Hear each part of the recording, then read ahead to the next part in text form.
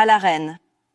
Madame, peu faite au langage que l'on tient au roi, je n'emploierai point l'adulation des courtisans pour vous faire hommage de cette singulière production. Mon but, madame, est de vous parler franchement. Je n'ai pas attendu, pour m'exprimer ainsi, l'époque de la liberté. Je me suis montrée avec la même énergie dans un temps où l'aveuglement des despotes punissait une si noble audace. Lorsque tout l'Empire vous accusait et vous rendait responsable de ces calamités, moi seule, dans un temps de trouble et d'orage, j'ai eu la force de prendre votre défense.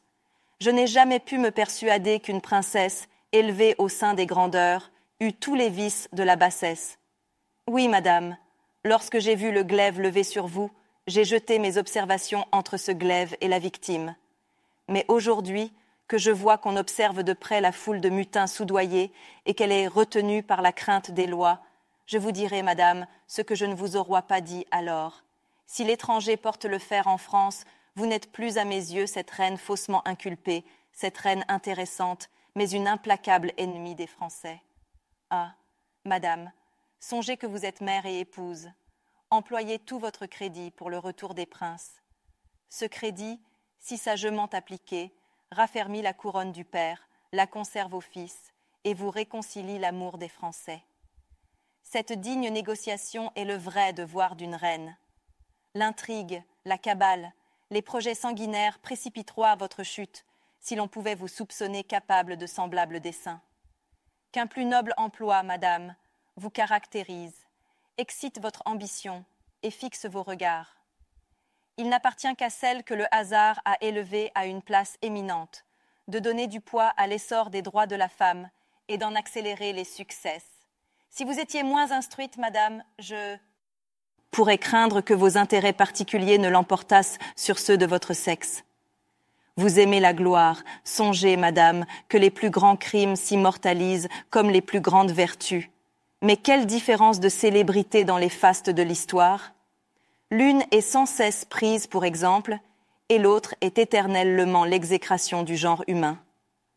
On ne vous fera jamais un crime de travailler à la restauration des mœurs, à donner à votre sexe toute la consistance dont il est susceptible. Cet ouvrage n'est pas le travail d'un jour, malheureusement pour le nouveau régime. Cette révolution ne s'opérera que quand toutes les femmes seront pénétrées de leur déplorable sort et des droits qu'elles ont perdus dans la société. Soutenez, madame, une si belle cause. Défendez ce sexe malheureux et vous aurez bientôt pour vous une moitié du royaume et le tiers au moins de l'autre. Voilà, madame. Voilà par quels exploits vous devez vous signaler et employer votre crédit. Croyez-moi, madame, notre vie est bien peu de choses, surtout pour une reine, quand cette vie n'est pas embellie par l'amour des peuples et par les charmes éternels de la bienfaisance. S'il est vrai que des Français arment contre leur patrie toutes les puissances, pourquoi ? Pour de frivoles prérogatives, pour des chimères. Croyez, madame, si j'en juge par ce que je sens, le parti monarchique se détruira de lui-même, qu'il abandonnera tous les tyrans, et tous les cœurs se rallieront autour de la patrie pour la défendre. Voilà, madame, voilà quels sont mes principes. En vous parlant de ma patrie, je perds de vue le but de cette dédicace. C'est ainsi que tout bon citoyen sacrifie sa gloire, ses intérêts, quand il n'a pour objet que ceux de son pays. Je suis avec le plus profond respect, madame, votre très humble et très obéissante servante, de Gouges, les droits de la femme. Les droits de... Homme, es-tu capable d'être juste ? C'est une femme qui t'en fait la question. Tu ne lui ôteras pas du moins ce droit. Dis-moi, qui t'a donné le souverain empire d'opprimer mon sexe, ta force, tes talents ? Observe le Créateur dans sa sagesse, parcours la nature dans toute sa grandeur, dont tu sembles vouloir te rapprocher, et donne-moi, si tu l'oses, l'exemple de cet empire tyrannique. Remonte aux animaux, consulte les éléments, étudie les végétaux, jette enfin un coup d'œil sur toutes les modifications de la matière organisée, et rends-toi à l'évidence quand je t'en offre les moyens. Cherche, fouille et distingue, si tu peux, les sexes dans l'administration de la nature. Partout, tu les trouveras confondus. Partout, ils coopèrent avec un ensemble harmonieux à ce chef-d'œuvre immortel. L'homme seul s'est fagoté un principe de cette exception. Bizarre, aveugle, boursouflé de science et dégénéré, Dans ce siècle de lumière et de sagacité, dans l'ignorance la plus crasse, il veut commander en despote sur un sexe qui a reçu toutes les facultés intellectuelles. Il prétend jouir de la révolution et réclamer ses droits à l'égalité, pour ne rien dire de plus. Déclaration des droits de la femme et de la citoyenne, à décréter par l'Assemblée nationale dans ses dernières séances ou dans celles de la prochaine législature. Préambule. Les mères, les filles, les sœurs, représentantes de la nation, demandent d'être constituées en Assemblée nationale. Considérant que l'ignorance, l'oubli ou le mépris des droits de la femme sont les seules causes des malheurs publics et de la corruption des gouvernements, ont résolu d'exposer dans une déclaration solennelle les droits naturels, inaliénables et sacrés de la femme, afin que cette déclaration, constamment présente à tous les membres du corps social, leur rappelle sans cesse leurs droits et leurs devoirs, afin que les actes du pouvoir des femmes et ceux du pouvoir des hommes pouvant être à chaque instant comparés avec le but de toute institution politique en soient plus respectés, afin que les réclamations des citoyennes, fondées désormais sur des principes simples et incontestables, tournent toujours au maintien de la Constitution, des bonnes mœurs et au bonheur de tous. En conséquence, le sexe supérieur en beauté comme en courage, dans les souffrances maternelles, reconnaît et déclare, en présence et sous les auspices de l'être suprême, les droits suivants de la femme et de la citoyenne. Article 1er. La femme naît libre et demeure égale à l'homme en droit. Les distinctions sociales ne peuvent être fondées que sur l'utilité commune. Article 2. Le but de toute association politique est la conservation des droits naturels et imprescriptibles de la femme et de l'homme. Ces droits sont la liberté, la propriété, la sûreté et surtout la résistance à l'oppression. Article 3. Le principe de toute souveraineté réside essentiellement dans la nation, qui n'est que la réunion de la femme et de l'homme. Nul corps, nul individu ne peut exercer d'autorité qui n'en émane expressément. Article 4. La liberté et la justice consistent à rendre tout ce qui appartient à autrui. Ainsi, l'exercice des droits naturels de la femme n'a de borne que la tyrannie perpétuelle que l'homme lui oppose. Ces bornes doivent être réformées par les lois de la nature et de la raison. Article 5. Les lois de la nature et de la raison défendent toutes actions nuisibles à la société. Tout ce qui n'est pas défendu par ces lois, sages et divines, ne peut être empêché, et nul ne peut être contraint à faire ce qu'elle n'ordonne pas. Article 6. La loi doit être l'expression de la volonté générale. Toutes les citoyennes et citoyens doivent concourir personnellement ou par leur repré. S'entend à sa formation. Elle doit être la même pour tous. Toutes les citoyennes et tous les citoyens, étant égaux à ses yeux, doivent être également admissibles à toute dignité, place et emploi public, selon leurs capacités et sans autre distinction que celle de leur vertu et de leur talent. Article 7. Nulle femme n'est exceptée. Elle est accusée, arrêtée et détenue dans les cas déterminés par la loi. Les femmes obéissent, comme les hommes, à cette loi rigoureuse. Article 8.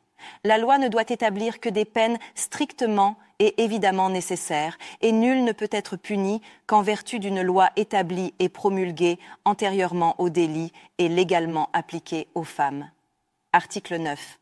Toute femme étant déclarée coupable, toute rigueur est exercée par la loi. Article 10. Nul ne doit être inquiété pour ses opinions même fondamentales. La femme a le droit de monter sur l'échafaud.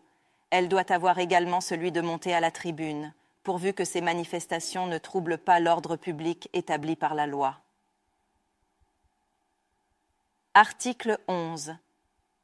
La libre communication des pensées et des opinions est un des droits les plus précieux de la femme, puisque cette liberté assure la légitimité des pères envers les enfants.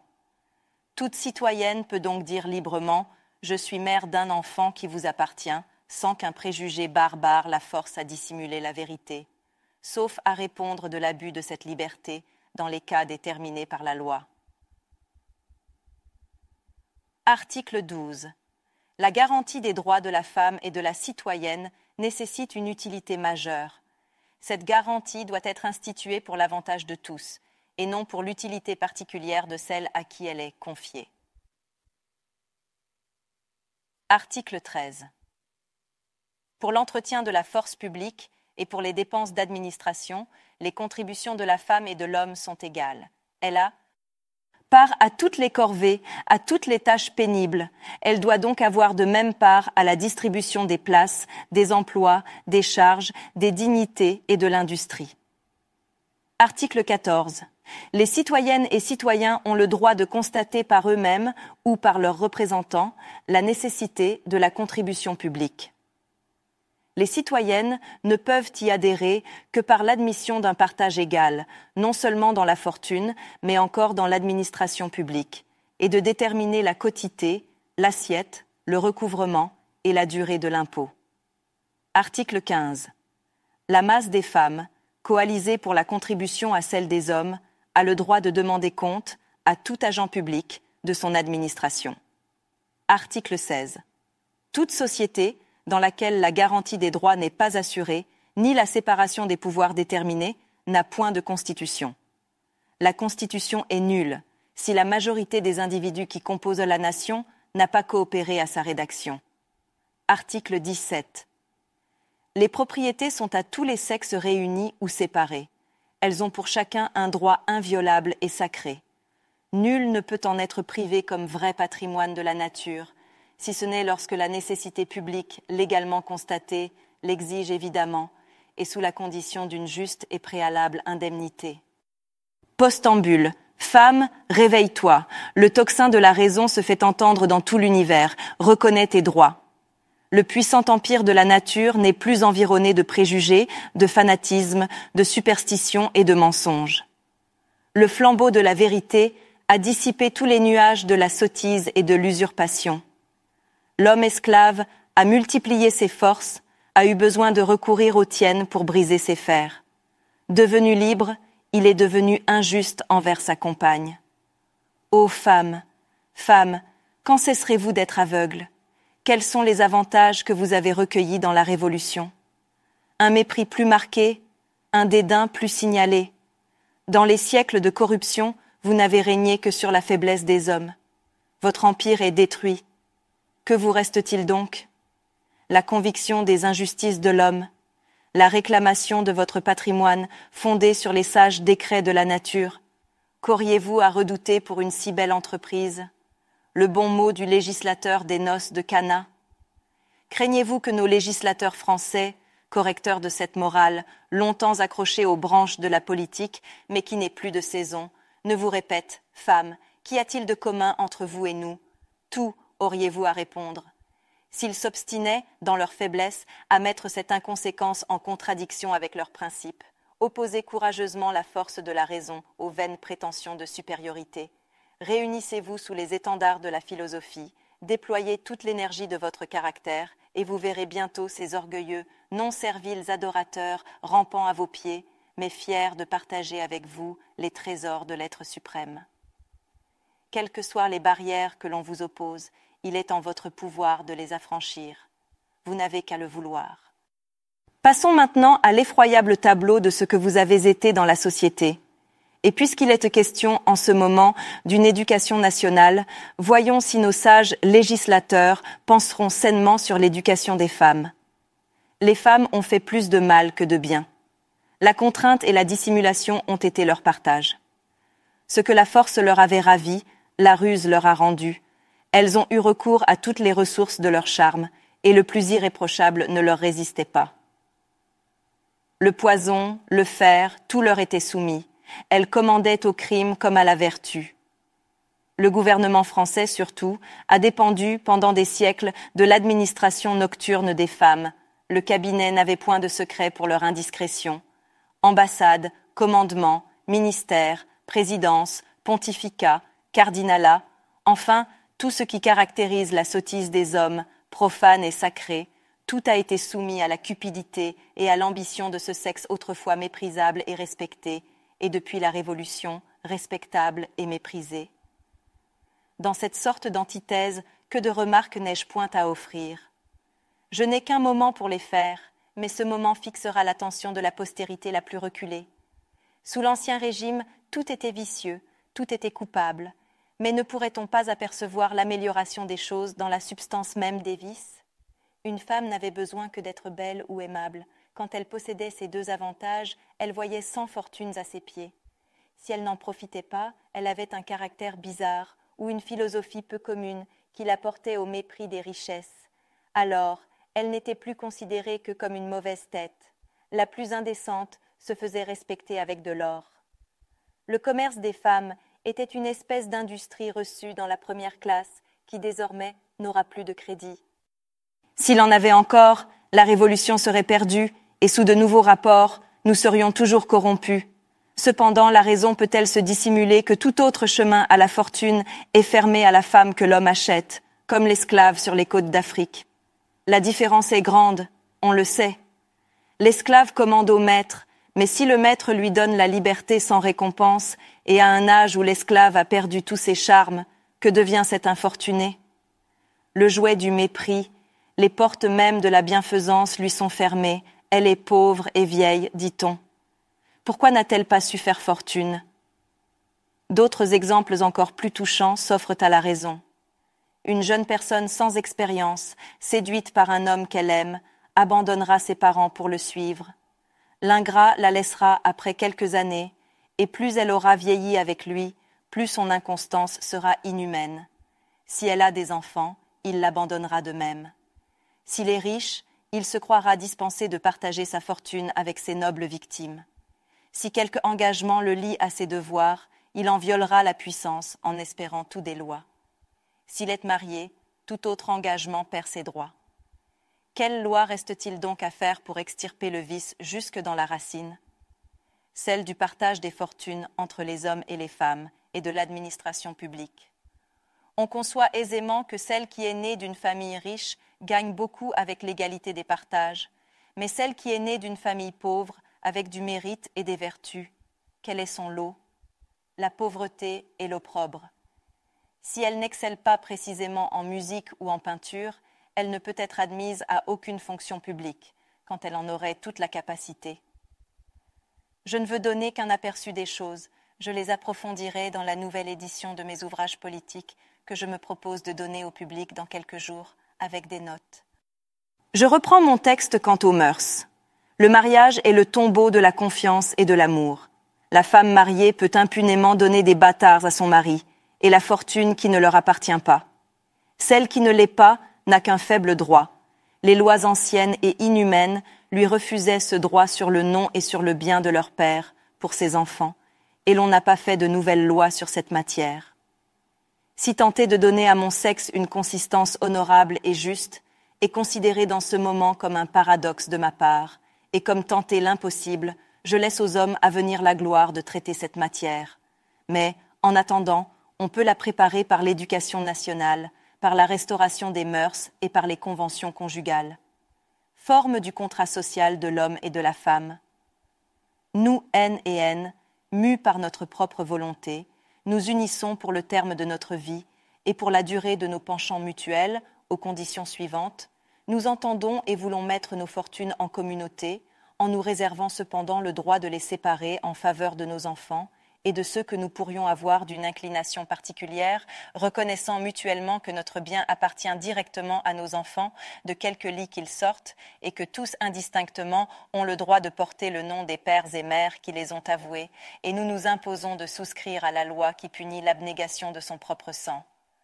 Nous nous obligeons également, au cas de séparation, de faire le partage de notre fortune et de prélever la portion de nos enfants indiquée par la loi, et, au cas d'union parfaite, celui qui viendrait à mourir se désisterait de la moitié de ses propriétés en faveur de ses enfants, et si l'un mourait sans enfant, le survivant hériterait de droit, à moins que le mourant n'ait disposé de la moitié du bien commun en faveur de qui il jugerait à propos. Voilà à peu près la formule de l'acte conjugal dont je propose l'exécution.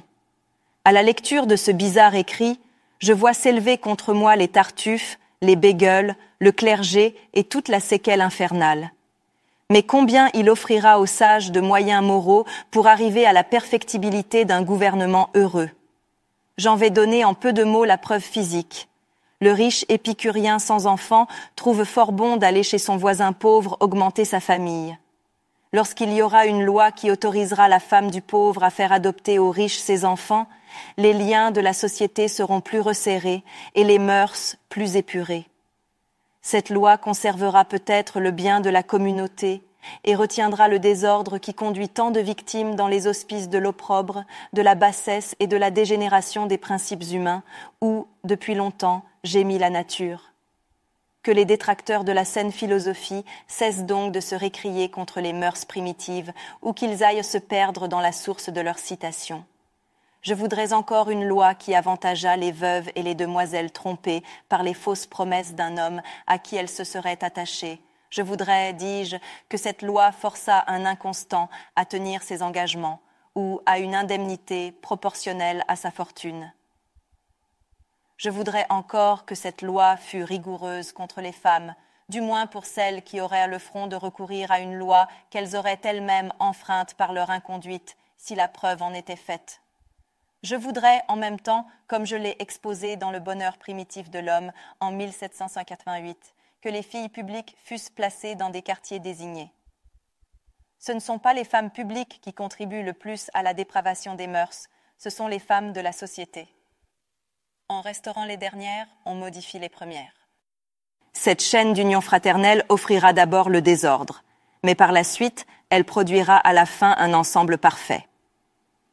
J'offre un moyen invincible pour élever l'âme des femmes, c'est de les joindre à tous les exercices de l'homme. Si l'homme s'obstine à trouver ce moyen impraticable, qu'il partage avec la femme, non à son caprice, mais par la sagesse des lois. Le préjugé tombe, les mœurs s'épurent, et la nature reprend tous ses droits. Ajoutez-y le mariage des prêtres, le roi, raffermi sur son trône, et le gouvernement français ne saurait plus périr. Il était bien nécessaire que je dise quelques mots sur les troubles que cause, dit-on, le décret en faveur des hommes de couleur dans nos îles. C'est là où la nature frémit d'horreur. C'est là où la raison et l'humanité n'ont pas encore touché les âmes endurcies. C'est là surtout où la division et la discorde agitent leurs habitants. Il n'est pas difficile de deviner les instigateurs de ces fermentations incendiaires. Il y en a dans le sein même de l'Assemblée nationale. Ils allument en Europe le feu qui doit embraser l'Amérique. Les colons prétendent régner en despotes sur des hommes dont ils sont les pères et les frères. Et méconnaissant les droits de la nature, ils en poursuivent la source, jusque dans la plus petite teinte de leur sang. Ces colons inhumains disent « Notre sang circule dans leurs veines, mais nous le répandrons tout s'il le faut pour assouvir notre cupidité ou notre aveugle ambition. » C'est dans ces lieux les plus près de la nature que le Père méconnaît le Fils. Sourd au cri du sang, il en étouffe tous les charmes. Que peut-on espérer de la résistance qu'on lui oppose ? La contraindre avec violence, c'est la rendre terrible, la laisser encore dans les fers, c'est acheminer toutes les calamités vers l'Amérique. Une main divine semble répandre partout l'apanage de l'homme, la liberté. La loi seule a le droit de réprimer cette liberté si elle dégénère en licence, mais elle doit être égale pour tous. C'est elle surtout qui doit renfermer l'Assemblée nationale dans son décret, dicté par la prudence et par la justice. Puisse-t-elle agir de même pour l'État de la France et se rendre aussi attentive sur les nouveaux abus, comme elle l'a été sur les anciens qui deviennent chaque jour plus effroyables. Mon opinion serait encore de raccommoder le pouvoir exécutif avec le pouvoir législatif, car il me semble que l'un est tout et que l'autre n'est rien, d'où naîtra, malheureusement peut-être, la perte de l'Empire français. Je considère ces deux pouvoirs comme l'homme et la femme qui doivent être unis, mais égaux en force et en vertu pour faire un bon ménage. Il est donc vrai que nul individu ne peut échapper à son sort. J'en fais l'expérience aujourd'hui. J'avais résolu et décidé de ne pas me permettre le plus petit mot pour rire dans cette production, mais le sort en a décidé autrement. Voici le fait. L'économie n'est point défendue, surtout en ce temps de misère. J'habite la campagne. Ce matin, à 8 heures, je suis partie d'Auteuil et me suis acheminée vers la route qui conduit de Paris à Versailles, où l'on trouve souvent ces fameuses guinguettes qui ramassent les passants à peu de frais. Sans doute une mauvaise étoile me poursuivait dès le matin. J'arrive à la barrière où je ne trouve pas même le triste sapin aristocrate. Je me repose sur les marches de cet édifice insolent qui recelait des commis. 9 heures sonnent et je continue mon chemin. Une voiture s'offre à mes regards, j'y prends place et j'arrive à 9h15 à 2 montres différentes au Pont-Royal. J'y prends le sapin et je vole chez mon imprimeur, rue Christine, car je ne peux aller que là si matin. En corrigeant mes épreuves, il me reste toujours quelque chose à faire. Si les pages ne sont pas bien serrées et remplies. Je reste à peu près 20 minutes et, fatiguée de marche, de composition et d'impression, je me propose d'aller prendre un bain dans le quartier du Temple, où j'allais dîner. J'arrive à 11h moins un quart à la pendule du bain. Je devais donc au cocher 1h30, mais pour ne pas avoir de dispute avec lui, je lui offre 48 sols. Il exige plus, comme d'ordinaire. Il fait du bruit. Je m'obstine à ne vouloir plus lui donner que son dû, car l'être équitable aime mieux être généreux que dupe. Je le menace de la loi, il me dit qu'il s'en moque et que je lui paierai 2 heures. Nous arrivons chez un commissaire de paix, que j'ai la générosité de ne pas nommer, quoique l'acte d'autorité qu'il s'est permis envers moi mérite une dénonciation formelle. Il ignorait sans doute que la femme qui réclamait sa justice était la femme auteure de tant de bienfaisance et d'équité.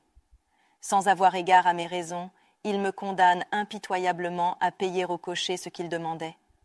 Connaissant mieux la loi que lui, je lui dis « Monsieur, je m'y refuse, et je vous prie de faire attention que vous n'êtes pas dans le principe de votre charge. » Alors cet homme, ou pour mieux dire, ce forcené sans porte, me menace de la force si je ne paie à l'instant, ou de rester toute la journée dans son bureau.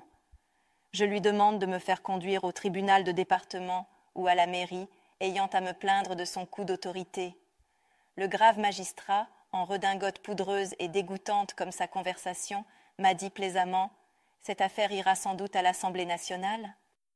Cela se pourrait bien, lui dis-je, et je m'en fus moitié furieuse et moitié riant du jugement de ce moderne bridoison en disant « C'est donc là l'espèce d'homme qui doit juger un peuple éclairé. On ne voit que cela. » Semblables aventures arrivent indistinctement aux bons patriotes, comme aux mauvais.